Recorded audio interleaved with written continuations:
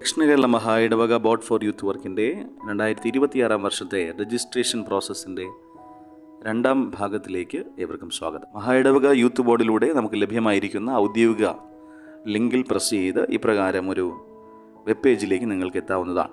അവിടെ നിങ്ങൾക്ക് യൂത്ത് ബോർഡിൽ നൽകിയിരിക്കുന്ന യൂസർ നെയിമും പാസ്വേഡും ഈ ഭാഗത്ത് എൻ്റർ ചെയ്യുക. ഇമെയിൽ അഡ്രസ്, പാസ്വേഡ് എന്ന ഭാഗത്ത് എൻ്റർ ചെയ്തതിന് ശേഷം സൈൻ ഇൻ ചെയ്യേണ്ടതാണ്. ലോഗിൻ ആയ ശേഷം ഡാഷ്ബോർഡിൽ ഇടതുവശത്തുള്ള മെനു ബട്ടൺ ക്ലിക്ക് ചെയ്യുക. തുടർന്ന് ഓപ്പൺ ആകുന്ന വിൻഡോയിൽ നിന്നും മൈ ചർച്ച് എന്ന ഓപ്ഷൻ ക്ലിക്ക് ചെയ്യുക. മൈ ചർച്ച്, അവിടെ നിങ്ങളുടെ സഭയുമായി ബന്ധപ്പെട്ട എല്ലാ രേഖകളും കൃത്യമായി നൽകിയതിന് ശേഷം തുടർന്ന് വീണ്ടും CYF മെമ്പേഴ്സ് എന്ന ഓപ്ഷൻ തിരഞ്ഞെടുക്കുക. CYF മെമ്പേഴ്സ് എന്ന ഓപ്ഷൻ തിരഞ്ഞെടുക്കുമ്പോൾ അപ്പോൾ വരുന്ന വിൻഡോയിൽ നിങ്ങളുടെ സഭയിൽ രജിസ്റ്റർ ചെയ്തിട്ടുള്ള എല്ലാ അംഗങ്ങളുടെയും വിവരങ്ങൾ ഇപ്രകാരം നിങ്ങൾക്ക് കാണാനായിട്ട് സാധിക്കും.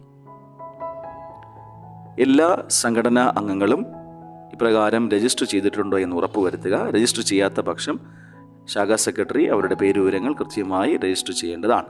തുടർന്ന് ശാഖാ സെക്രട്ടറി ഓരോ അംഗങ്ങളും നൽകിയിട്ടുള്ള വിവരങ്ങൾ ശരിയാണെന്ന് ഉറപ്പുവരുത്തുക.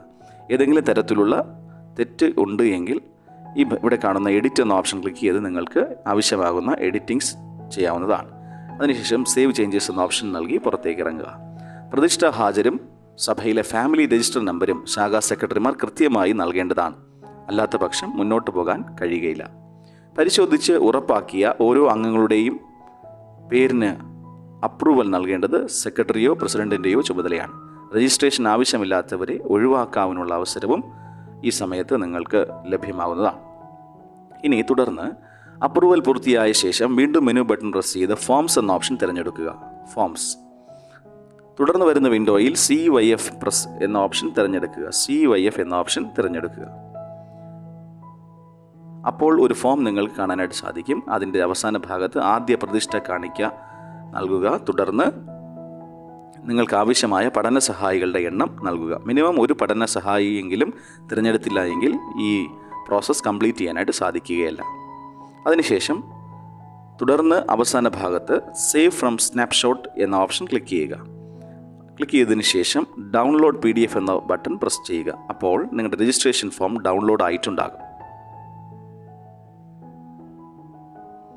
നിങ്ങൾ നിങ്ങളുടെ രജിസ്ട്രേഷൻ പ്രോസസ്സ് കൃത്യമായി നിർവഹിച്ചു എങ്കിൽ ഇപ്രകാരം ഒരു PDF നിങ്ങൾക്ക് നിങ്ങളുടെ സഭയുടെ രജിസ്ട്രേഷനുമായി ബന്ധപ്പെട്ട എല്ലാ ഡീറ്റെയിൽസും ഉൾപ്പെടെ നിങ്ങൾ അടയ്ക്കേണ്ട തുക ഉൾപ്പെടെ ഒരു ഫോം ഇപ്രകാരം ലഭിക്കുന്നതാണ്. തുടർന്ന് ഈ ഫോമിൻ്റെ 3 കോപ്പിയും ഹാജർ ബുക്കിൻ്റെ മാർച്ച് മാസത്തെ പ്രതിഷ്ഠ ലഭിക്കുന്ന തരത്തിൽ അതിൻ്റെ ഫോട്ടോ കോപ്പിയും എടുത്ത് പ്രസിഡൻറ്റും സെക്രട്ടറിയും ഒപ്പുവെച്ച് സഭയുടെ സീൽ ഉൾപ്പെടെ രേഖപ്പെടുത്തി യൂത്ത് ബോർഡിൽ രജിസ്റ്റർ ചെയ്യുവാൻ നിങ്ങൾക്ക് നിർദ്ദേശിച്ച് നൽകിയിരിക്കുന്ന തീയതിയിൽ എത്തിച്ചേരേണ്ടതാണ്.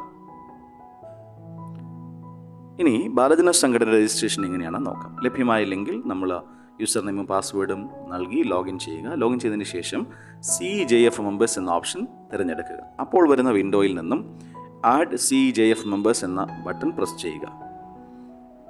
ഗ്രീൻ ബാക്ക്ഗ്രൗണ്ടിൽ ഇപ്രകാരം നിങ്ങൾക്ക് കാണാനായിട്ട് കഴിയും.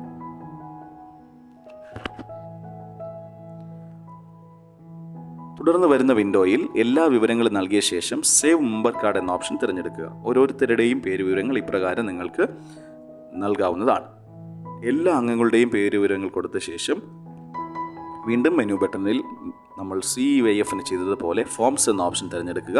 അവിടെ എല്ലാ കാര്യങ്ങളും നോക്കി ക്രമപ്പെടുത്തിയതിന് ശേഷം ആവശ്യമായ സ്റ്റഡി ഗൈഡും തിരഞ്ഞെടുത്തതിന് ശേഷം സേവ് ഫ്രം സ്നാപ്ഷോട്ട് എന്ന ഓപ്ഷൻ സെലക്ട് ചെയ്ത് ഡൗൺലോഡ് PDF ചെയ്യുക. തുടർന്ന് ലഭ്യമായ ഫോമിൻ്റെ 3 പ്രിൻ്റ് എടുത്ത് അതിൽ ഇടവക അധ്യക്ഷനും ബാലജന സഖ്യം കൺവീനറും സൈൻ ചെയ്ത് സഭയുടെ സീൽ പതിപ്പിച്ച ശേഷം നിങ്ങൾക്ക് നിർദ്ദേശിച്ച ദിവസത്തിൽ യൂത്ത് ബോർഡിൽ രജിസ്ട്രേഷൻ പൂർത്തീകരിക്കേണ്ടതിനായിട്ട് എത്തേണ്ടതാണ്.